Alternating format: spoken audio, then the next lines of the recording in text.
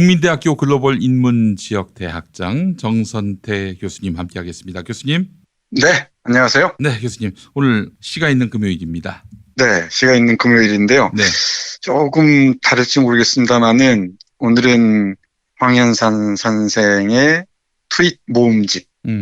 황현산 선생이 작년 8월에 세상을 떠나셨으니까 네. 유고집이라고 할 수도 있겠네요. 그 트윗에 남긴 글들을 다 모아놨습니다.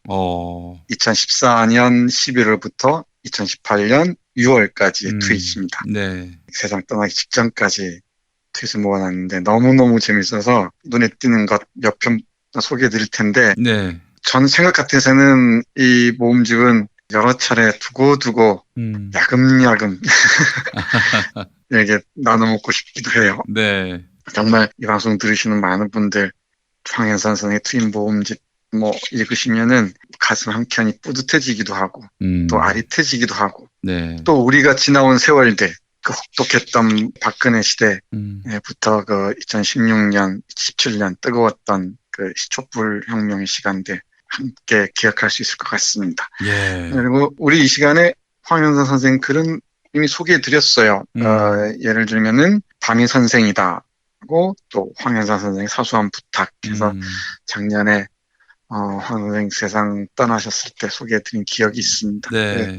그때를 기억하시면서 오늘은 제가 정치적인 것과 관련된 글들, 특히 일베와 관련된 글들 몇 편 보겠습니다. 너무너무 많아서 일일이 말씀드릴 수가 없고요. 오늘 아쉬운 김에 제가 표시했던 부분 잠깐만 여러분과 함께 읽어드리겠습니다. 제 생각 같아서는 우리 여러분들 그 책상에 또는 머리맡에 한 권 비치해 두고 생각날 때마다 아무 데나 펼쳐서 읽으시면 될 것 같아요. 네. 그러면은 한 문장 한 문장들 기가 막힌 글들을 만날 수 있을 것 같습니다. 이를테면 이런 글들 보겠습니다. 네. 2014년 11월부터 트윗을 시작하셨는데 이 세월호 참사 때문에 너무너무 힘들었다는 걸 곳곳에서 볼 수가 있습니다. 아무래도. 네. 그때 뭐 시체 장사니 뭐니 했던 그 놈들 기억하실 겁니다. 그렇죠. 폐락적이던 놈들. 2014년 11월 15일 트윗 보면 이렇습니다. 시체 장사 같은 말은 얼마나 소통하기 쉬운가. 유가족들의 진심은 얼마나 소통하기 어려운가.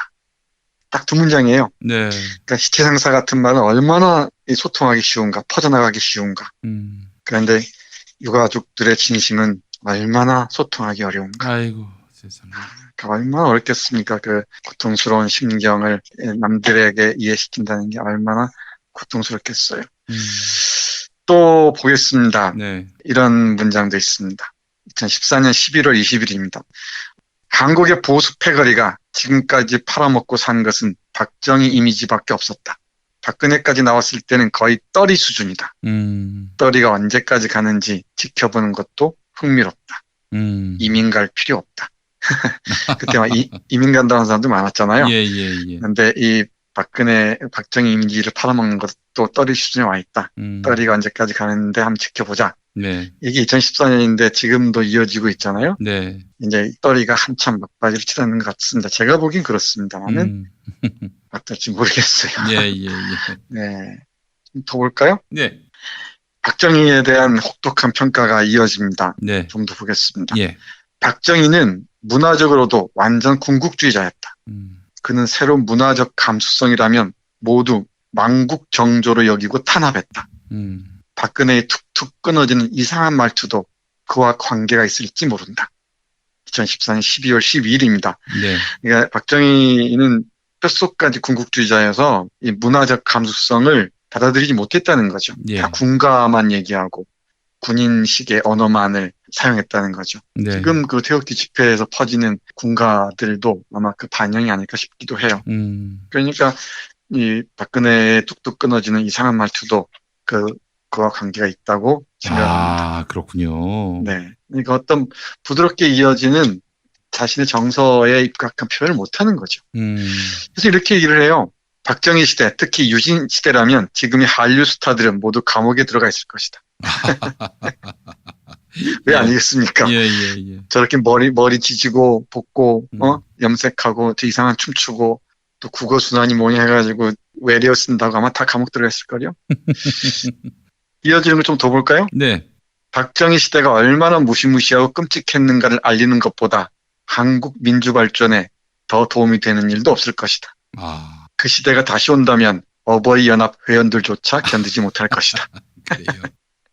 예. 참 그 노년에 70살 때부터 이 트윗을 시작하셨는데 우리 나이로 네네. 이 노년의 깊은 지성, 현실 정치와 만났을 때 빚어내는 그 풍자, 해악이 어떤지 금방 알 수 있습니다. 예. 일베를 비판하는 거 볼까요? 예. 이것도 2014년 12월 14일입니다. 예. 하룻밤에는 트윗을 막 10개씩도 하고 그랬어요. 많이 외로우셨나 봅니다. 이 그게 담배를 바로 끊고. 폭트라고 하는 거죠. 아, 그래요? 예, 예. 폭티라 그래요? 예, 예, 예. 밤새 술 드시면서도 트윗을 하시고 그랬던 것 같은데 네, 네. 12월 14일에는 이런 트윗을 했습니다. 음.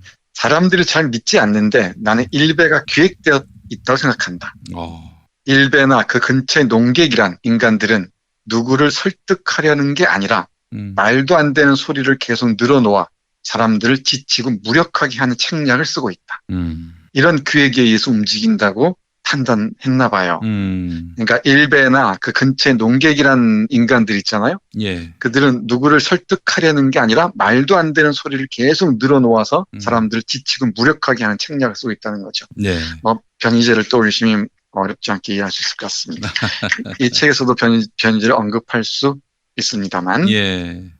또 재밌죠. 예, 그렇습니다. 정말 재밌습니다. 이 140자라는 조건 안에서 정말 그 흥미진진한 이 재치와 풍자, 해악, 유머, 그 깊이 있는 풍찰, 정말 이 보물창고 같은 책입니다. 네. 이 짤막한 글이 주는 깊은 여운 같은 게 있습니다. 예.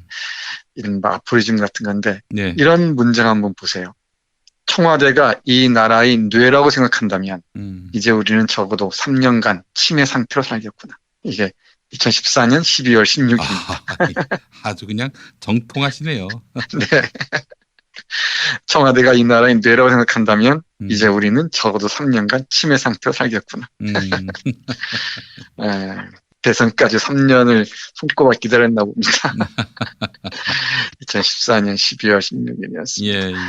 예, 예. 근데 여기 2014년 12월 29일 요 무렵인데 2012년을 기억하는 트윗이 올라와 있습니다. 네. 이건 놀랍게도 제가 어디에 썼던 글하고 되게 비슷한 것 같은데 2014년 12월 30일에 이렇게 썼어요. 네. 2012년 12월 19일 그러니까 박근혜가 무언가에 당선된 다음 날 나는 아름다운 작가상을 받았다. 내 생애 가장 명예로운 상을 받는 수상식장은 장례식장보다 더 음울했다. 연말까지 울며 축하해주는 전화를 받았다. 해가 바뀌자 울음이 그쳤다. 네, 그러니까 박근혜가 당선된 날 하필이면 또 아름다운 작가상이라는 명예로운 상을 받았다네요. 근데 그 수상식장이 네. 장례식장보다 더 음울했답니다. 네, 연말까지 축하를 해주는데 다 울면서 축하를 해줬대요. 네, 해가 바뀌자 네. 울음이 그쳤다고 합니다. 네. 네. 이제 제가 얼핏 눈에 띄는 것만 고무렵의 박정희 시대와 관련된 것들만 읽어드리고 있는 중인데 네. 어떻습니까? 이 통찰이 보통이 아니죠? 그렇습니다. 예. 이런 트윗도 있습니다. 2014년 12월 29일입니다. 유신 시대에 대해 경제 발전을 하려고 좀 고생했던 시대인가 보다. 이런 식으로 생각지 마시오. 네. 정말 끔찍한 시대였죠. 식민지 통치에서 벗어난 지 얼마 안 된 시대의 정신 상태에서 가혹한 통치와 나라의 발전을 혼동하는 인간이 많았고 박정희는 그걸 이용했지요. 이게 모자랐는지 이어서 다시 트윗을 보냅니다. 네. 인간에게 어려운 일은 선택하고 결정하는 일이다. 독재 권력 아래에서는 선택과 결정의 고통이 면제된다. 어떤 가혹한 일이라도 시키는 대로 하면서 사람들은 자기가 옳은 일을 하고 있다고 믿게 된다. 자진해서 노예가 된 사람보다 더 행복한 사람도 드물다. 그러니까 박정희 시대 때는 자진해서 노예가 된 사람들의 시대였다는 겁니다. 그 사람들이 아직도 우리를 이렇게 힘들게 하는지도 모르겠다는 생각을 합니다. 네. 어떻습니까? 예. 김PD님. 네, 너무 좋습니다. 예. 박근혜 시대 때 또 국정교과서 얘기 많이 있지 않았습니까? 예, 그렇습니다. 예. 이것도 그냥 지나가지 않습니다. 네. 2015년 1월 9일자 이랬습니다. 황우여가 했다는 말 들으니 국사를 국정교과서로 가르칠 모양이다. 그것도 뉴라이트 국정으로. 근대화는 일본의 덕, 해방은 미국의 덕, 경제성장은 독재의 덕이다. 우리가 앞으로 할 일은 민주주의와 싸우는 일이다. 이게 그 교과서의 내용이 될 것이다. 그러니까 교과서에서는 민주주의와 싸우는 일을 편하게 내세울 거란 얘기죠.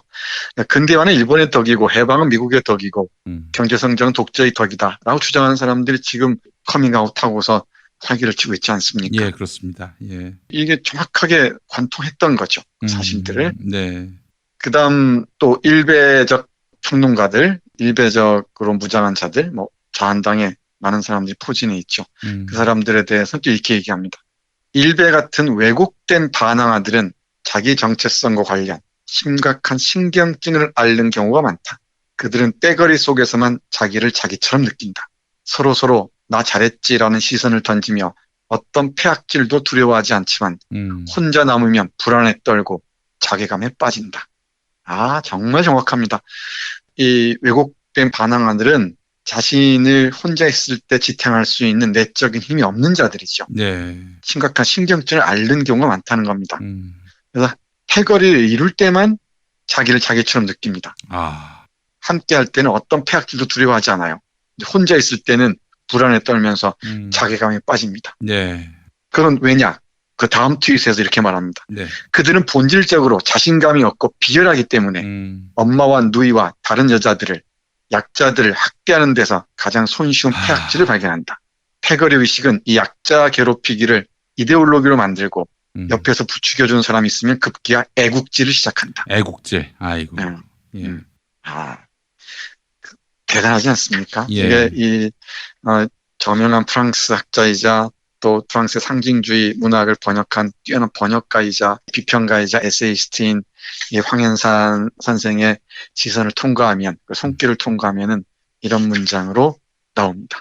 그러니까 싸우더라도 폼나게 싸우고 격조 있는 언어로 싸워야 할 텐데 요즘 싸움의 대상이 워낙 험악하다 보니까 어떻게 폼나는 말로 싸우느냐라고 항변하는 분들이 있을지 모릅니다만은 그럴 때일수록 이런 그 촌철살인의 문장들 보시면서 자신의 언어를 다듬어 보는 것도 어떨까? 저도 포함해서 그런 생각을 하게 됩니다. 네. 이 책 앞부분에 잠깐 기웃해 봤을 뿐인데도 이렇게 정치에 대해서 깊은 통찰들을 보여줍니다. 네. 그러면 이제 다른 좀 가벼운, 뭐 가볍다고 하기보다는 좀 유머러스한 그런 또 흥미로운 글들 잠깐 보겠습니다. 네. 이런 뜻이 있습니다. 아내가 딸과 대화 중에 남자는 아무리 커도 애다. 이런 말들 종종 하죠, 여성들이. 특히 엄마들이. 그런데 그 애가 바로 나 아닌가. 남자는 제 어머니에게 기대했던 애정을 다른 여자에게도 기대한다. 끝내 애일 수밖에 없다. 이 유아적 사랑 투정이 이데올로기와 결합하면 되게 근본주의로 치닫는다. 이 마지막 반전이 무섭죠. 네. 이 유아적 사랑 투정이 이데올로기와 결합하면 되게 근본주의로 치닫는다.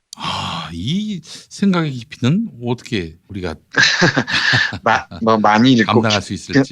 깊이 생각하고 자주 쓰는 것밖에 없다고 말씀하시는데 맞는 것 같습니다. 되게 이 말에 대해서 좀 풀이해 주신다면 어떤 맥락입니까?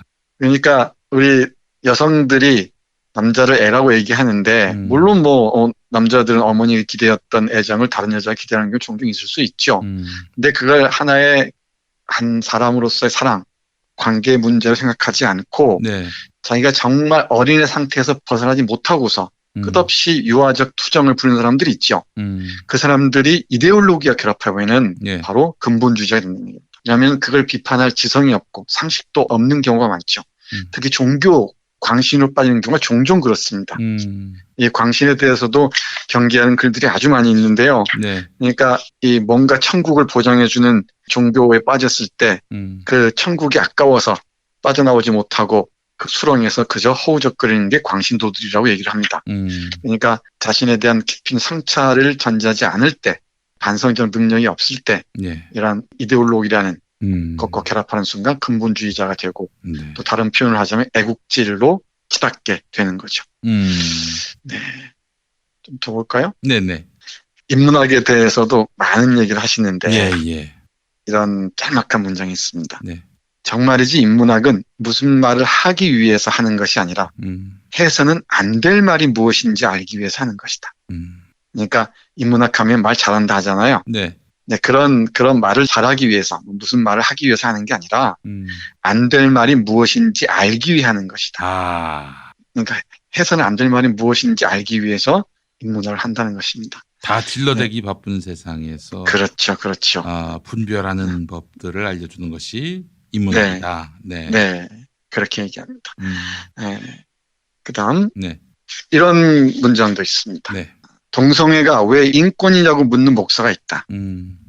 많죠, 이런 목사들. 그렇습니다. 남에게 아무런 해도 끼치지 않는 사람에게 저와 다르다는 이유 하나로 제 나쁜 상상력으로 만든 형이상학적 죄를 둘러씌우고 핍박하는 것보다 더한 폭력이 어디 있으며 더한 인권 침해가 어디 있겠는가. 정말 이거는 모든 목사들에게 들려줘야 될 말입니다. 진짜. 네. 그럼요. 이게 아무런 해도 끼치지 않는데 저와 다르다는 이유로 온갖 상상력을 동원해서 어떤 형이상학적인 죄를 뒤집어 씌우고 핍박한 것보다 더한 폭력이 어디 있겠는 겁니다. 네. 또 우리 황인선 선생이 세상을 떠날 때까지 잊지 못했던 게 세월호 참사였던 것 같습니다. 그렇습니다. 이런 트윗이 있습니다. 동사서독에 이런 말이 있다. 동사서독이라는 영화 있잖아요. 네. 가질 수는 없어도 잊지는 말아야 한다. 세월호를 생각하면 살릴 수는 없었어도 잊지는 말아야 한다. 그런데 어떤 사람들은 한사코 세월호를 잊자고 한다. 살릴 수도 있었기 때문이다. 근데 살릴 수 있었기 때문에 계속 잊자고 하는 거죠. 자기들의 죄를 지우기 위해서. 그런 잊자고 하는 자들을 이렇게 우회적으로 비판합니다. 그리고 이 책의 제목이 내가 모르는 것이 참 많다잖아요. 네. 이 책의 제목이 나오는 트윗이 이렇습니다. 북한에서 1950년대 이미 아라공의 공산주의자들 6권이 번역되었고 그게 우리 국립도서관에도 들어와 있다는 것을 어제 알았다. 북한은 아라공의 이 소설이 완건되기 전부터 번역하고 있었단다. 새삼스러운 말이지만 내가 모르는 것이 참 많다. 이 루이 아라공이라는 사람을 좀 알아야 되는데 네. 초현실주의자이면서 대단히 그 세상의 이면을 뒤집어 엎는 그런 상상력을 펼쳤던 작가입니다. 한국에도 요즘에 번역되기 시작하는 것 같아요. 이 파리의 농부 같은 책이 번역되기 시작했는데, 한국에서는 이런 책들을 번역할 엄두도 못 내고 있을 때, 이미 50년대에 북한에서는 공산주의자들이라는 책 6권을 번역했다는 거죠. 50년대, 60년대만 해도 북한의 그 인문학에 관한 이해나 수준은 대단했죠. 그 이후에 정치가 좀 세습체제로 틀어지면서 이상이 증했지만, 그걸 보고서 프랑스 문학 전공자로서, 그리고 아라공을 아는 사람으로서 황인선 선생은 자괴감을 느낀 모양이에요. 하면서 새삼스러운 말이지만 내가 모르는 것이 참 많다. 왜 모르는 것이 이것뿐이겠습니까?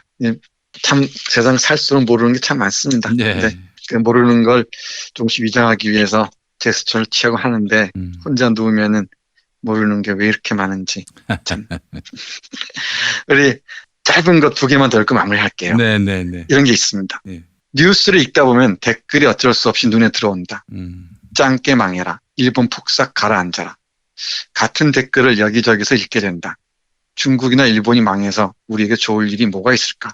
설사 좋을 일이 있다 한들 남이 망하기를 바란다는 게 옳은 일인가? 이런 그 악플에 대한 이런 경계도 있고요. 그 다음에 이런 문장이 있습니다. 잔인함은 약한 자들에게서 나올 때가 많다. 세상에는 울면서 강하게 사는 자가 많다. 저는 이 구절이 가장 인상 깊게 남습니다. 이게 무슨 말이죠, 교수님? 잔인함은 약한 자들에게서 나올 때가 많다. 그러니까 범죄자들 보면 되게 잔인한 자들은 심성적으로 약한 경우가 많아요. 그렇다고들 프로파일러들이 얘기를 하죠. 대단히 영리하면서도 심성적으로 나약할 때, 자기를 지탱하는 힘이 없을 때, 자기보다 약한 자들 짓밟음으로써 자기를 증명하는 자들이 있죠. 또 정치가를 얘기해도 적절할지 모르겠습니다만은 자기 내적인 힘이 없는 사람들이 자신보다 약한 자들을 짓밟는 언사를 내뱉는 경우가 많죠. 예.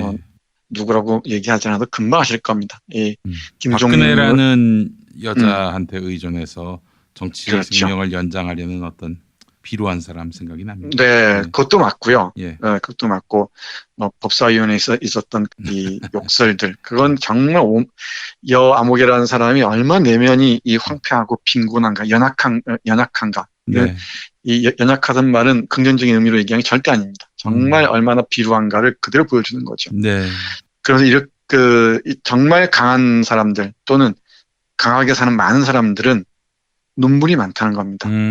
세상에는 울면서 강하게 사는 자가 많다는 거죠. 김대중 대통령이 생각이 납니다. 네, 우리 이 책을 보면은 김대중 대통령이나 노무현 대통령 보면은 얼굴에서 진심이 우러난다. 근데 이명박은 진심을 위장하지만 절대 진심이 느껴지지 않는다. 라고 얘기하죠. 네.